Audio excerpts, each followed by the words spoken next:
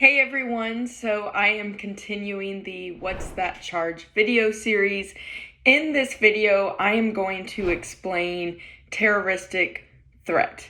So I'll be honest with you, when I first started running Cornbread Hustle, which is a staffing agency for second chances, when I would see terroristic threat on somebody's criminal background, the first thing that came to mind was 9/11 or the Oklahoma bombing, or any time that I worked in the newsroom and I saw that there was a threat of some kind of package left outside of a building and they were talking about a potential terrorist threat. But somebody that has terroristic threat on their criminal record means way less than what you may think.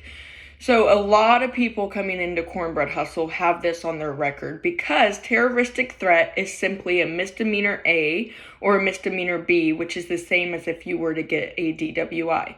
Sometimes it can be enhanced to a felony if the threat is against a judge or a police officer. So let's talk about terroristic threat.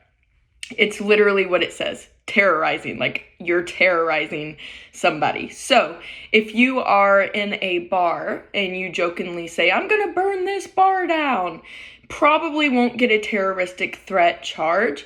But if it comes with intent to follow through, I'm gonna burn this bar down and here's this lighter fluid, I'm gonna burn this bar down and slap the bartender, like where you actually instill fear in the other person, then you can get a terroristic threat charge.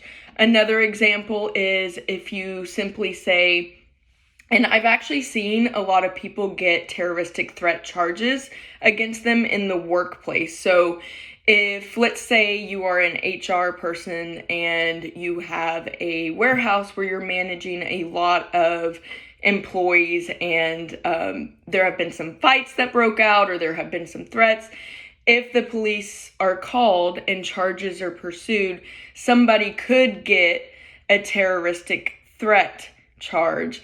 So an example of this would be, I'm going to shoot you, may not get you there. But if somebody said, I'm going to shoot you and I have a gun in my backpack, even if that person wasn't truly planning to follow through and wasn't truly going to shoot someone, if a police officer showed up to the job site and that person did have a gun in their backpack in the car, they are most likely going to get that terroristic threat charge.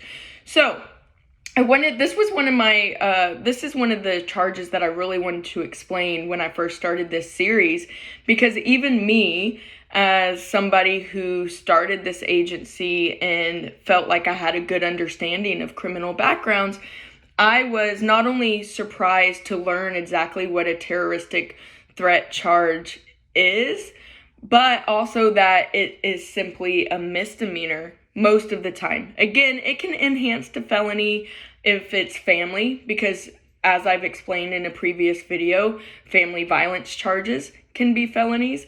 But if there is a person that is applying for a job and you want to make them an offer and you feel that they have the skills to join your team and you look at their background and there's terroristic threat, my suggestion to you is to just ask what happened. And that would be at your own discretion and your own discernment as an interviewer, as you're vetting this individual. For me, if I'm interviewing someone and the terroristic threat took place at a workplace environment and it was less than 3 years ago, I'm probably going to choose to decline unless I dig a little bit deeper and I understand that this person may be in recovery or there was some substance use disorder issues.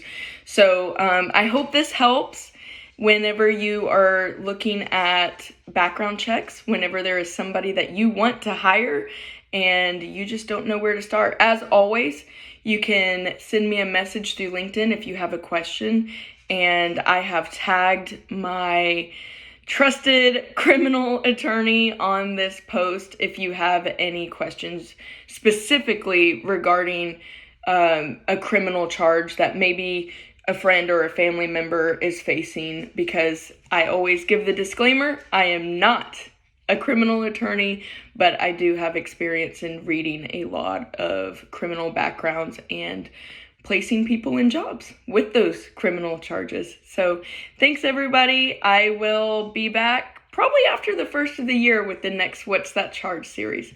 Adios.